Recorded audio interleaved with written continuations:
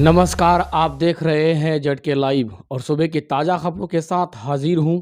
आइए शुरुआत करते हैं आज की बड़ी खबर से।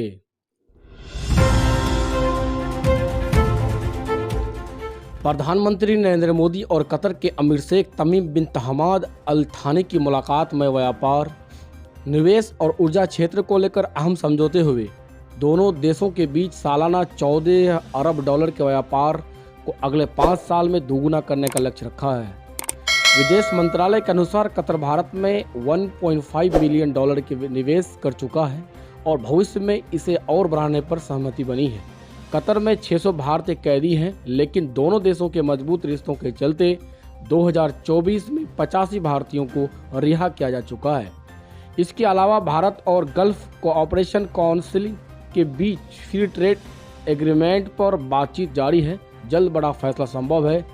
प्रधानमंत्री नरेंद्र मोदी और कतर के अमीर ने मिडिल ईस्ट की मौजूदा स्थिति पर भी चर्चा की। बिहार के गन्ना किसानों के लिए बड़ी राहत। बिहार सरकार ने गन्ना किसानों को खेती में मदद के लिए 70% तक सब्सिडी देने की घोषणा की है। किसान गन्ना विभाग के पोर्टल पर ऑनलाइन आवेदन कर सकते हैं। ज्वाइंट कैन कमिश्नर JPNC ने गोपालगंज में गन्ना यंत्रीकरण योजना के तहत बनाए गए स्टॉल का निरीक्षण किया और किसान से बातचीत की।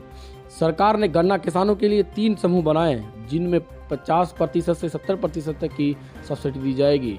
इसके अलावा CM नीतीश कुमार की घोषणा के तहत गन्ने के निर्धारित मूल्य में 10 रुपये प्रति क्विंटल की बढ़ोतरी की गई।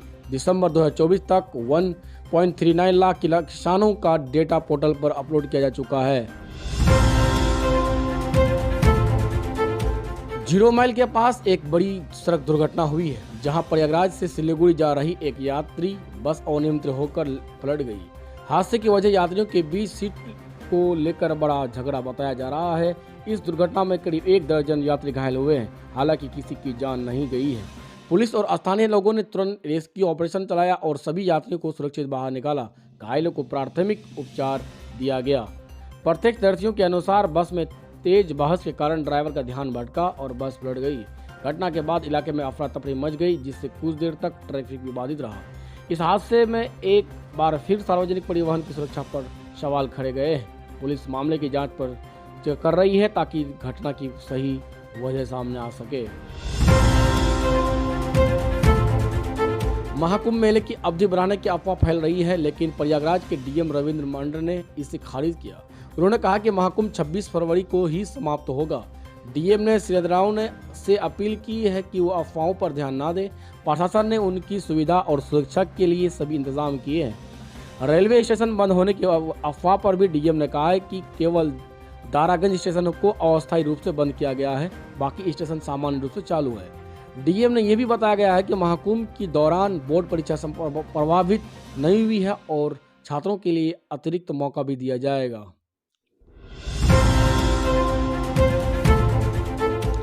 दिल्ली के नए मुख्यमंत्री को लेकर सस्पेंस बरकरार है, लेकिन शपथ ग्रहण समारोह की तारीख तय हो चुकी है। 20 फरवरी को बीजेपी विधायक दल के नेता मुख्यमंत्री पद की शपथ लेंगे। इस कार्यक्रम में प्रधानमंत्री नरेंद्र मोदी, बीजेपी के शीर्ष नेता और NDA के अन्य नेता शामिल होंगे। हालांकि बिहार के मुख्यमंत्री नीतीश कुमार इसमें शामिल नहीं होंगे, क्योंकि 20 और 21 फरवरी को उनकी प्रगति यात्रा जारी रहेगी। वहीं बिहार के डिप्टी CM सम्राट चौधरी और विजय सिन्हा समारोह में मौजूद रहेंगे। JDU की ओर से संजय झा और ललन सिंह भी शपथ ग्रहण में शामिल होंगे। शपथ ग्रहण सुबह 11:30 बजे होगा। हालांकि पहले यह 4 बजे शाम में था। दिल्ली चुनाव में बीजेपी ने 70 में से 48 सीटें जीतकर आम आदमी पार्टी को हराया, जो सिर्फ 22 सीटों पर सिमट गई। दिल्ली में बीजेपी की पिछली सरकार 1998 में दिवंगत सुषमा स्वराज के नेतृत्व में की थी। इसके बाद 15 साल कांग्रेस और फिर 2015 से आम आदमी पार्टी सत्ता में रही। बिहार के ग्रामीण इलाकों के लिए राहत भरी खबर है।